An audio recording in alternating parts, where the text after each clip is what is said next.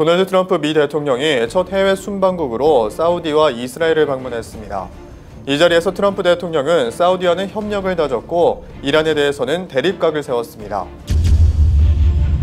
트럼프 대통령은 22일에 이스라엘에 도착해 네타냐후 총리의 환영을 받았습니다. 그는 이스라엘에 첫 발을 내디디며 이스라엘과 팔레스타인의 안정을 가져올 드문 기회를 갖게 됐다고 기대감을 표현했습니다. 이란 대통령 선거에서 중도개혁파인 하산 로하니 대통령이 과반이 넘는 지지율로 재선에 성공했습니다. 하지만 새 정부는 탄도미사일 문제와 이란의 테러 지원 문제로 인해 전망은 밝지 않다는 분석입니다.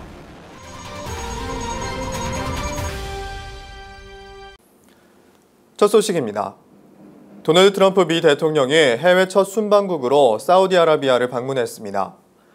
도널드 트럼프 미국 대통령이 현지 시간 21일 이슬람은 위대한 신앙이라고 극찬하는 등 작년 대선 때부터 이어온 반이슬람 기조와 180도 달라진 모습을 보였다고 CNN 등이 보도했습니다. 대테러전 협력과 경제적 이익을 고리로 중동 국가들과의 관계 재설정에 나선 모양새입니다. 트럼프 대통령은 이날 사우디아라비아 리야드에서 열린 이슬람 아랍 미국 정상회의 기조연설에서 테러와의 전쟁은 다른 종교나 문명 간의 전쟁이 아니라 선과 악의 싸움이라며 죄 없는 무슬림과 여성, 유대인, 기독교도를 죽이고 핍박하는 극단주의 테러 조직에 함께 맞서자라고 밝혔습니다. 그는 중동의 양대 강국 중의 하나인 수니파 국가 사우디를 껴안는 대신에 사우디와 적대 관계에 있는 시아파 이란과는 대립각을 세웠습니다. 트럼프는 이날 이란이 중동의 테러리스트와 극단주의 단체들의 돈과 무기, 훈련을 제공하고 있다며 이란을 고립시켜야 한다고 밝혔습니다. 이에 대해 모하마드 자바드 자리프 이란 외무장관은 트위터에서 이는 사우디에서 경제적인 이익을 얻어내기 위한 것일 뿐이라고 비난했습니다. 또 이에 대해 이란 고위 인사는 북한을 예로 들면서 일관된 반미 정책을 강조했습니다. 메흐르 통신 등 이란 언론들에 따르면 최고 지도자의 측근인 알리 아크바르 벨라야티 국정조정위원회 전략연구센터장은 21일 북한은 미국의 엄포에도 자신의 의제를 밀고 나가면서 미국이 물러나도록 애쓰고 있다며 이란이 중심이 된 저항을 미국이 맞닥뜨린다면 중동에서도 철수하게 될 것이라고 말했습니다.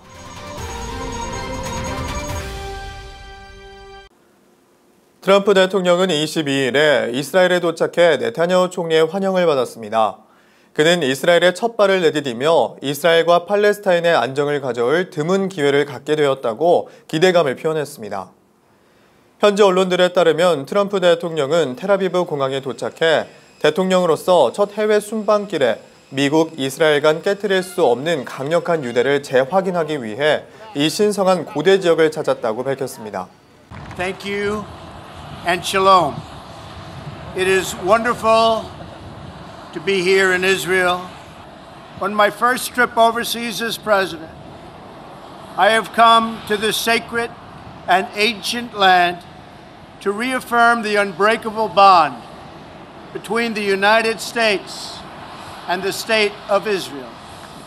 트럼프 대통령은 평화와 안정을 이루기 위해서는 함께 협력해야 한다며 다른 길은 없다고 강조했습니다.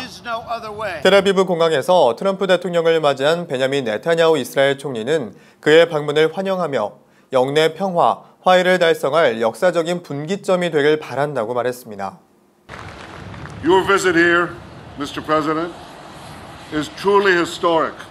Never before has the first foreign trip of a President of the United States included a visit to Israel. Thank you, Mr. President.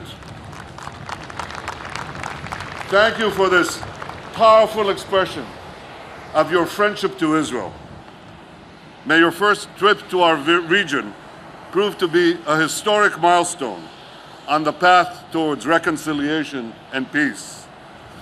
I look forward to working with you in the years ahead, Mr. President, to advance security, prosperity, and peace. 그는 이스라엘은 팔레스타인을 포함한 모든 이웃 국가에 평화의 손길이 미치길 바란다고 덧붙였습니다. 트럼프 대통령은 이날 오후 6시에 네타냐후 총리와 정상회담을 가졌으며 23일에는 서한 지구를 방문해 마흐무드 아바스 팔레스타인 자치정부 수반과도 회동할 예정입니다. 이날 트럼프 대통령은 예루살렘 올드시티에 위치한 통곡의 벽을 방문하기도 했습니다. 미국 현직 대통령이 이곳을 방문한 것은 처음입니다. 트럼프 대통령이 이 자리에서 랍비로부터 설명을 들은 후에 벽 사이에 쪽지를 넣고 기도를 했습니다. 한편 미국 대통령이 통곡의 벽이라고 불리는 서쪽 벽을 방문하는 것은 예루살렘을 이스라엘의 영토로 인정하는 것으로 해석될 수 있어 그동안 역대 미국 대통령은 팔레스타인을 배려하는 차원에서 방문하지 않아왔습니다. 그러나 트럼프 대통령이 처음으로 이곳에 전격 방문하면서 공약해왔던 미 대사관의 예루살렘 이전은 발표하진 않았지만 친이스라엘 기조를 유지하고 있다는 의지를 드러낸 것으로 분석됩니다.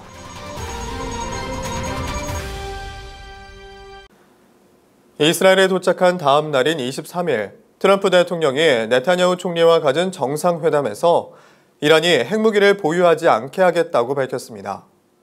트럼프 대통령은 이날 베냐민 네타냐후 이스라엘 총리와의 회담에서 지난 2015년 핵협정 이후 이란은 자신들이 원하는 것을 할 수 있다고 생각하고 있다며 이같이 말했습니다.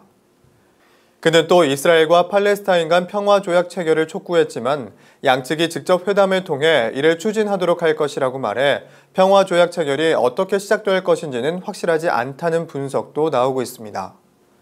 트럼프는 이란이 버락 오바마 전 대통령과의 타협에서 생명줄과 번영을 얻었으면서도 고마워하기는커녕 테러범들에게 자금과 장비, 훈련을 제공하는 등 테러를 지원하고 있다고 비난하면서 이란이 핵무기를 보유하는 일은 결코 없을 것이라는 점을 약속한다고 네타냐후 총리에게 말했습니다.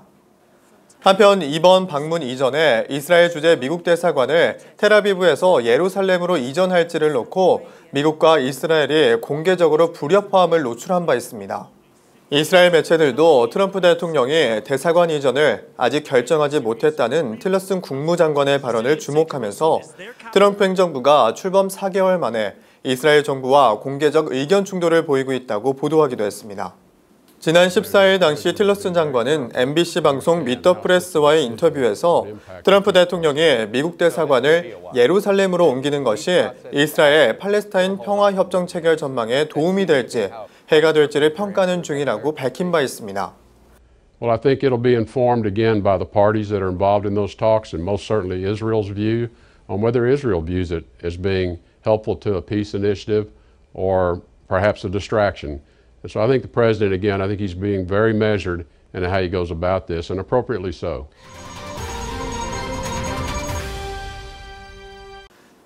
트럼프 대통령의 이번 방문은 역대 미국 대통령의 방문 중에 6번째 방문인데요. 이에 지난 21일 이스라엘 정부 공보실은 트럼프 대통령의 방문 이전에 역대 미 대통령의 이스라엘 방문 사진을 공개했습니다. 네, 이번 순서는 이스라엘을 방문한 역대 미 대통령에 대해 알아보도록 하겠습니다.